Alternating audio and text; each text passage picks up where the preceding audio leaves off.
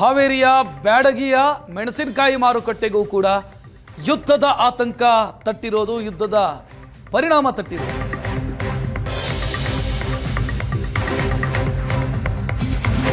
Gulf ರಾಷ್ಟ್ರಗಳಿಗೆ ವಿಶ್ವಪ್ರಸಿದ್ಧ ಬ್ಯಾಡಗಿ ಮೆಣಸಿನಕಾಯಿ ರಫ್ತಾಗ್ತಾ ಇತ್ತು, ಅದು ಬಂದಾಗಿದೆ.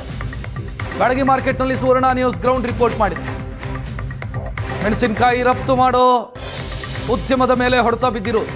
ವಾರ್ಷಿಕ 800ರಿಂದ 1,000 ಕೋಟಿಯ ವಹಿವಾಟು ನಡೆಯುತ್ತೆ. ಬ್ಯಾಡಗಿ ಮೆಣಸಿನಕಾಯಿ ಗಲ್ಫ್ ರಾಷ್ಟ್ರಗಳಿಗೆ ಹೋಗ್ತಿತ್ತು, ಈಗ ಎಕ್ಸ್ಪೋರ್ಟ್ ಮೇಲೆ ಹೊಡೆತ ಬಿದ್ದಿದೆ, ಎಕ್ಸ್ಪೋರ್ಟ್ ಆಗ್ತಾ ಇಲ್ಲ. ಇದರ ಜೊತೆಗೆ ಭಾರತದ ಸೋನಾ ಮಸೂರಿ, ಅಕ್ಕಿ ಇದು ಎಕ್ಸ್ಪೋರ್ಟ್ ಆಗುತ್ತೆ, ಮಸಾಲೆ ಪದಾರ್ಥಗಳು ಎಕ್ಸ್ಪೋರ್ಟ್ ಆಗುತ್ತೆ.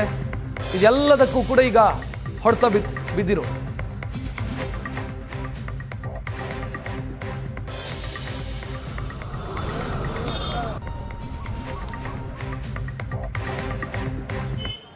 ಅಮೆರಿಕ, ಇಸ್ರೇಲ್ ಸೇರಿ ಇರಾನ್ ಮೇಲೆ ಅಟ್ಯಾಕ್ ಮಾಡ್ತಾ ಇದೆ. ದೊಡ್ಡ ಮಟ್ಟದ ಯುದ್ಧ ಶುರುವಾಗಿದೆ.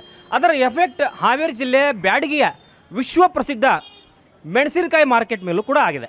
ಬ್ಯಾಡಗಿ ಚಿಲ್ಲಿ ನಿಮ್ಗೆ ಗೊತ್ತಿರ್ಬೋದು, ಬ್ಯಾಡಗಿಯ ಮೆಣಸಿನಕಾಯಿ ವಿಶ್ವ ಪ್ರಸಿದ್ಧ. ಒಂದು ಮಸಾಲೆಯ ಐಟಮ್ ಆಗಿ ನಾನ್ ವೆಜ್ಗಳಲ್ಲಿ ನೀವು ಮಾಡುವಂಥ ಬಾಡೂಟ ಸೇರಿದಂತೆ ಎಲ್ಲವೂ ಕೂಡ ಇವತ್ತು ಮೆಣಸಿನಕಾಯಿನ ಬಳಕೆ ಮಾಡ್ತಾರೆ. ಬ್ಯಾಡಗಿ ಚಿಲ್ಲಿ ಅಂತ ಹೇಳಿದರೆ ಅಷ್ಟು ಫೇಮಸ್ ಇದು. ಮತ್ತು ಗಲ್ಫ್ ರಾಷ್ಟ್ರಗಳಿಗೆ ಹೆಚ್ಚಿನ ಪ್ರಮಾಣದಲ್ಲಿ ಇಲ್ಲಿಂದ ರಫ್ತಾಗುತ್ತೆ. ಇದು ವಿಶ್ವದಲ್ಲಿಯೇ ಅತಿ ದೊಡ್ಡ ಮೆಣಸಿನಕಾಯಿ ಮಾರ್ಕೆಟ್ ಇರುವಂಥದ್ದು ಬ್ಯಾಡಗಿಯಲ್ಲಿ, ಬ್ಯಾಡಗಿ ಪಟ್ಟಣದಲ್ಲಿ. ನಾನಿವತ್ತು ಈ ಬ್ಯಾಡಗಿ ಮಾರ್ಕೆಟಲ್ಲಿದ್ದೀನಿ.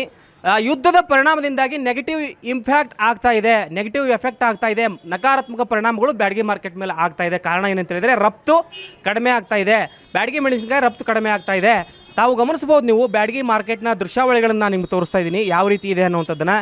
ಇಲ್ಲಿ ಆಂಧ್ರ ಪ್ರದೇಶ ಮತ್ತು ಆಂಧ್ರ ಪ್ರದೇಶದ ಅದೋನಿ, ಬಳ್ಳಾರಿ ಮತ್ತು ಗಡಿ ಜಿಲ್ಲೆಗಳಿಂದ ರೈತರು ತಮ್ಮ ಮೆಣಸಿನಕಾಯಿಯನ್ನು ವ್ಯಾಪಾರ ಮಾಡಲಿಕ್ಕೆ ತಗೊಂಬರ್ತಾರೆ. ಒಂದು ನೀವು ಕಂಟೈನರ್ಗೆ $1,800 US ಇವತ್ತು ಚಾರ್ಜ್ ಇತ್ತು. ಆದರೆ ಆ ರಫ್ತು ಮಾಡಲಿಕ್ಕೆ ಇವತ್ತು $3,800 ಕೊಡಬೇಕಾದಂಥ ಪರಿಸ್ಥಿತಿ ಇವತ್ತು ರಫ್ತು ಮಾಡುವಂಥವ್ರಿಗೆ ಎದುರಾಗಿದೆ. ಇದನ್ನು ಕೇವಲ ಮಸಾಲೆ ಪದಾರ್ಥಗಳಿಗೆ ಅಷ್ಟೇ ಯೂಸ್ ಮಾಡೋದಿಲ್ಲ, ಕೆಲವೊಂದು ಮೆಡಿಸಿನ್ಗಳಿಗೆ ಯೂಸ್ ಮಾಡಲಾಗುತ್ತೆ. ನಮ್ಮ ಜೊತೆ ಮಾರುಕಟ್ಟೆ ಸಮಿತಿಯ ಕಾರ್ಯದರ್ಶಿಗಳಿದ್ದಾರೆ, ರಾಜು ಅಂತ, ಅವ್ರನ್ನ ಮಾತನಾಡಿಸ್ತೀನಿ. ಸರ್, ಯಾವ ರೀತಿ ಇದು ನಕಾರಾತ್ಮಕ ಪರಿಣಾಮ ಬೀರಿದೆ ಅಂತ? ಯುದ್ಧ ನೋಡಿ ಪ್ರತಿಯೊಂದು ಹುಟ್ಟುವಳಿಗೂ ಕೂಡ ಇದು ತೊಂದರೆಯನ್ನು ಕೊಡುವಂಥದ್ದೇ. ಯುದ್ಧ ಈ ಮನುಕುಲಕ್ಕೆ ಬೇಡವಾಗಿತ್ತು, ಆದರೂ ಕೂಡ ಪ್ರಾರಂಭವಾಗಿದೆ. ಆದಷ್ಟು ಬೇಗನೆ ಇದು ಯುದ್ಧ ನಿಲ್ಲಿ ಅನ್ನುವುದೊಂದು ನಮ್ಮ ಪ್ರಾರ್ಥನೆ. ಇನ್ನು ಬ್ಯಾಡಗಿ ಮಾರುಕಟ್ಟೆಯಿಂದ, ಇದು ಭಾರತ ದೇಶದಲ್ಲಿಯೇ 2ನೆಯ ಅತಿ ಮುಖ್ಯ ಮಾರುಕಟ್ಟೆ ಮೆಣಸಿನಕಾಯಿಗೆ. ಕರ್ನಾಟಕ ರಾಜ್ಯದಲ್ಲಿ ಪ್ರಥಮ ಮಾರುಕಟ್ಟೆ ಮೆಣಸಿನಕಾಯಿಗೆ. ಈ ರಫ್ತು ಉದ್ಯಮಕ್ಕೆ ಮಾತ್ರ ಸಾಕಷ್ಟು ಧಕ್ಕೆ ಉಂಟಾಗಿದೆ. ಈ ಮಧ್ಯಪ್ರಾಚ್ಯ ಅಂದರೆ ಯುರೋಪ್ ಆಗಿರ್ಬೋದು, ಇರಾನ್ ಆಗಿರ್ಬೋದು, ಇರಾಕ್ ಆಗಿರ್ಬೋದು, ಸೌದಿ ಅರೇಬಿಯಾ, ಈ ಎಲ್ಲ ಕಡೆಗೆ ಹೋಗುವಂಥ ರಫ್ತು ಉದ್ಯಮ ಸಂಪೂರ್ಣವಾಗಿ 8-10 ದಿನಗಳಲ್ಲಿ ಬಂದಾಗಿದೆ. ಅಲ್ಲಿಗೆ ಯಾವುದೂ ಒಂದು ಚೀಲನೂ ಕೂಡ ಮೆಣಸಿನಕಾಯಿ ಹೋಗಿಲ್ಲ. ಹೆಚ್ಚಿನ ಸಂಖ್ಯೆಯಲ್ಲಿ ನಮಗೆ ಕಂಟೈನರ್ಸ್ ದೊರಕ್ತಾ ಇಲ್ಲ.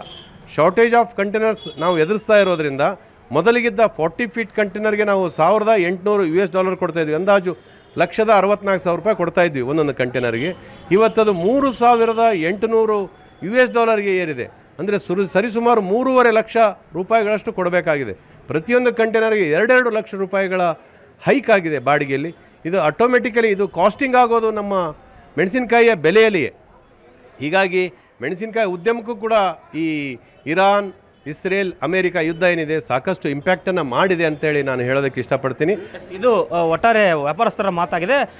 ಮೆಣಸಿನಕಾಯಿ ಮಾರ್ಕೆಟ್ ಅಲ್ಲ, ಮೆಣಸಿನಕಾಯಿ ಬೆಳೆಯುವಂಥ ರೈತರಿಗೂ ಕೂಡ ಇದರಿಂದ ಸಮಸ್ಯೆ ಆಗುತ್ತೆ. ಕಾರಣ ಒಳ್ಳೆ ರೇಟ್ ಸಿಗುವಂಥದ್ದು ಕೂಡ ಸಮಸ್ಯೆ ಆಗಬಹುದು ಅನ್ನುವಂಥ ಆತಂಕಗಳನ್ನು ಅವರು ವ್ಯಕ್ತಪಡಿಸ್ತಾ ಇದ್ದಾರೆ. ಕ್ಯಾಮರಾ ಪರ್ಸನ್ ರಾಜು ಜೊತೆ ಪವನ್, ಏಷ್ಯಾನೆಟ್ ಸುವರ್ಣ ನ್ಯೂಸ್, ಹಾವೇರಿ.